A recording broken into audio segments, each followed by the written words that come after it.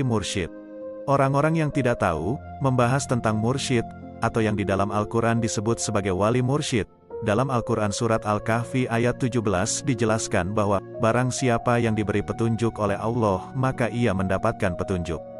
Barang siapa yang Allah sesatkan, maka engkau tidak mendapatkan bagi orang itu seorang wali mursyid. Sudah wali, mursyid lagi. Sejuta wali itu belum tentu mursyid, seperti sejuta nabi itu belum tentu satu rasul. Wali itu warasatul anbiya, dan mursyid itu warasatul mursalin. Jadi wali itu pewarisnya nabi, dan mursyid itu pewarisnya para rasulullah.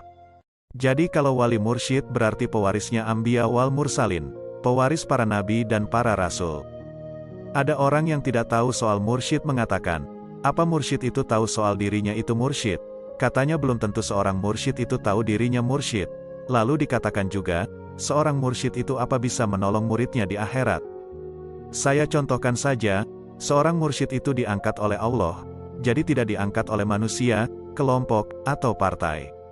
Saya contohkan, seorang jenderal itu diangkat oleh presiden. 1000 tentara belum tentu jenderal, kalau jenderal pasti tentara.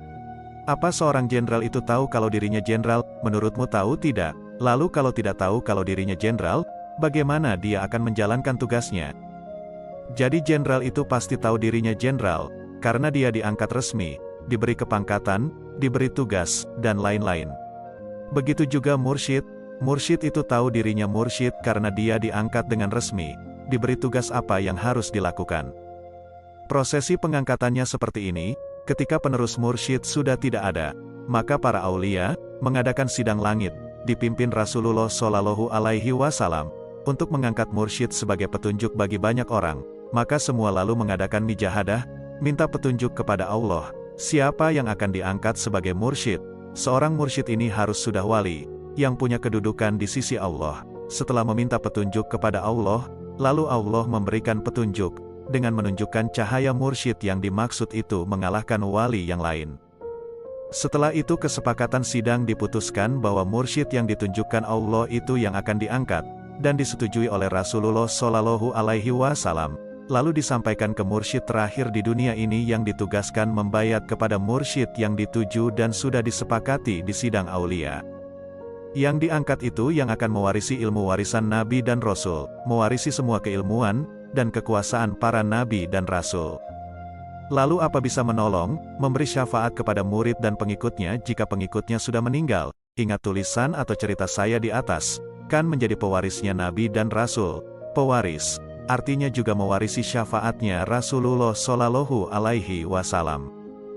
Jadi bukan seorang mursyid itu sakti, tidak sama sekali, tapi mursyid itu yang mengangkat Allah. Allah tentu tidak membiarkan orang yang dipilihnya, yang diangkat menjadi mursyid lantas dicelakai. Allah akan membela. Siapa yang menyerang para petugas Allah di dunia, maka itu sama saja menantang perang dengan Allah. Jika para mursyid itu bisa dicelakai, maka Allah pensiun jadi Tuhan. Jadi seorang mursyid itu tidak bisa dengan mengaku, atau diangkat oleh golongan, atau kelompok.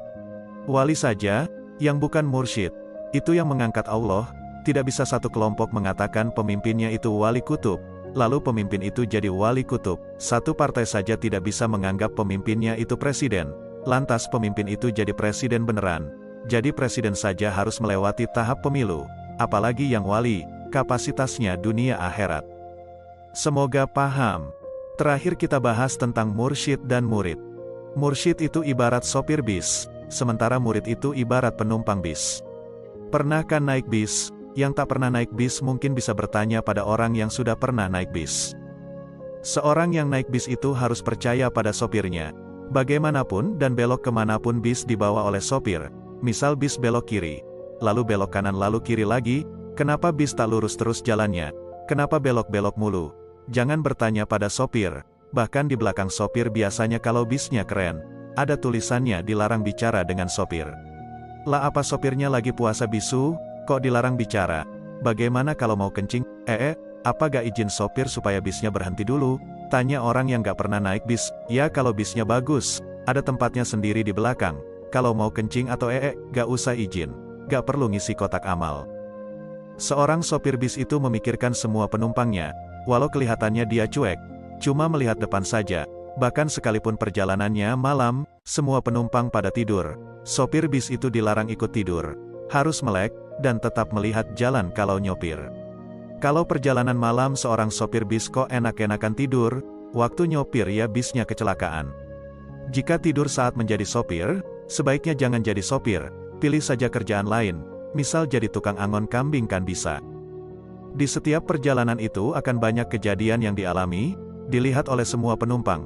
Ada nenek lewat, ada kambing, kerbau, ada anak kecil, dan berbagai kejadian namanya juga lewat jalan, ya terang akan banyak yang dilihat.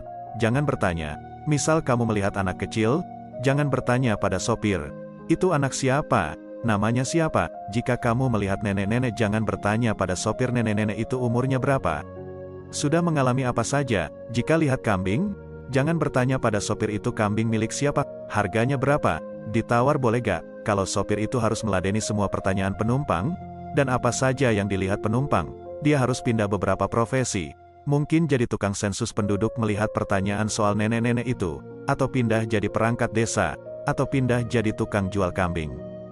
Lama-lama kalau yang kamu lihat selalu kamu tanyakan pada sopir, bisa saja kamu diturunkan di jalan. Dianggap penumpang cerewet dan meresahkan dan membahayakan penumpang lain. Kalau sopirnya agak iba paling-paling kamu diikat ke kursi, dan mulutmu dilakban, biar tidak membahayakan dan sampai di tujuan dengan selamat. Dalam TQNS juga ada namanya jalur kewalian, dan jalur kemursyidan, ada jalur yang bisa ditempuh bagi siapa saja yang menjadi murid. Lalu apa maksud jalur kewalian, dan apa maksud jalur kemursyidan, lalu bagaimana amaliyahnya? Jalur kewalian, maksudnya yang ditempuh murid, maksudnya untuk menjadi wali. Soal nanti jadi wali atau tidak, itu urusan Allah dan keistiqomahan dan kesungguhan murid itu sendiri menempuh menjalani amaliyah yang diberikan. Jalur kewalian itu ditandai jika murid menjalankan amaliyah yang diberikan tapi menjalankan amaliyahnya tidak berkumpul dengan guru, dijalankannya di rumahnya masing-masing. Itu namanya menempuh jalan kewalian. Jalur kewalian ini namanya warasatul anbiya, warisnya nabi, bukan rasul.